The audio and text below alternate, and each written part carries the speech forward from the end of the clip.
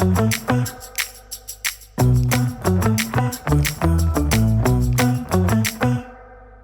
everyone, this is Jason. Welcome back to another episode of Pipe Dream and our 1 in 100 series. Today we're here to talk about a problem that I hear about all the time from our customers, which is how do we run effective outbound programs with an owned media strategy? So why is traditional cold outreach dying? I think it's pretty simple. As AI has infiltrated every aspect of our professional lives, the sheer volume and quantity of outbound outreach messages we are receiving as prospects of someone else's business is at an all-time high. I'm sure I'm not the only one who's listening to this who gets at least 20 to 50 emails per day from someone trying to sell you a SaaS tool, a widget, or a service. There is no differentiation in the majority of messages that are being sent by sales teams to their prospects. Now, sure, there might be a little bit of personalization, maybe a first name tag or maybe a one-liner on a piece of news that your company has just put out. But our sensors on what is cold outreach and what is AI-generated cold outreach, I feel, is at an all-time high, which means that the trust factor that our prospects have when they are reading these emails is at an all-time low. And the thing that really winds them up is the call to action that we see at the bottom of every single one of these emails.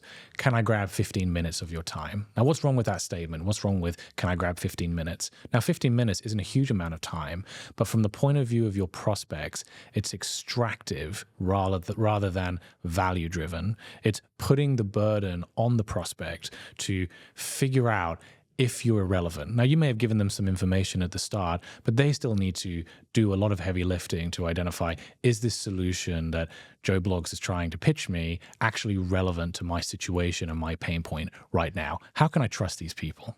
And so what's the real cost to your business when you are sending out volume over value? Your SDRs get burnt out, you're wasting time and resource, and in the most critical of cases, you're actually eroding brand trust because you're not taking the time to demonstrate to those prospects why they should listen to you at all. Ultimately, pipeline becomes a numbers game instead of a game of generating quality and value-first relationships. And so how do we think about outbound here at B2B Better? Well, it's really quite simple. It's starting from a place of delivering value for your prospects through the content that you're creating.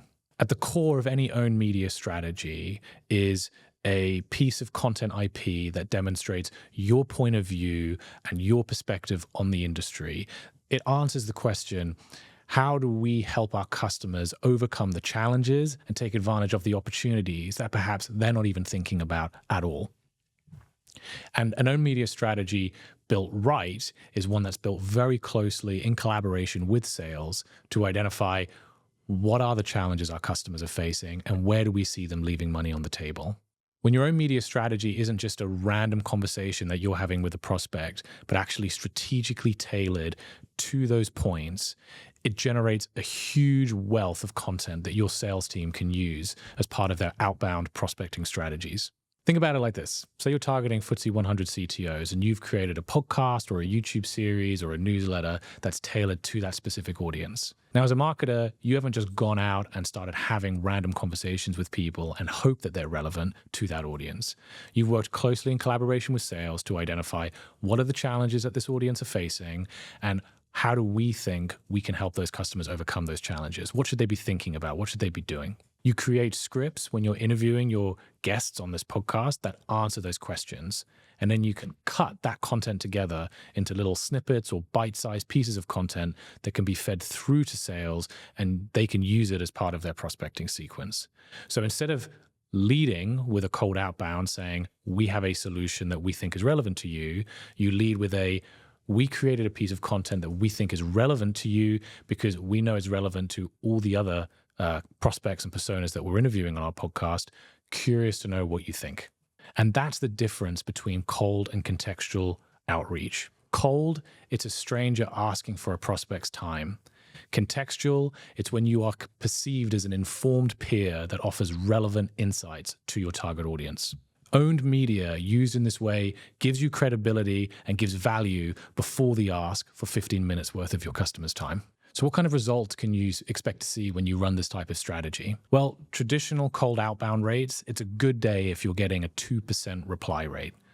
What we've seen here at B2B Better and through the work that we've done over the last 10 years of running owned media strategies in B2B companies is that contextual outreach used in this way can see outbound reply rates go as high as 10 to 15%. And better yet, the replies that you see off the back of an outbound strategy like this are often more substantive than just, I'm not interested, but rather, thank you for showing me this content, let's stay in touch.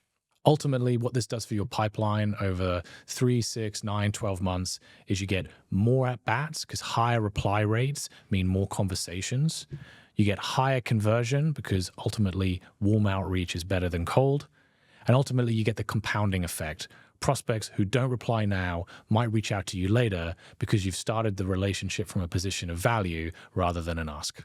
If you're interested in learning more about how you can run effective outbound strategies using an owned media play, reach out to us here at B2B Better. We'll drop the information in the show notes of this episode. Thanks.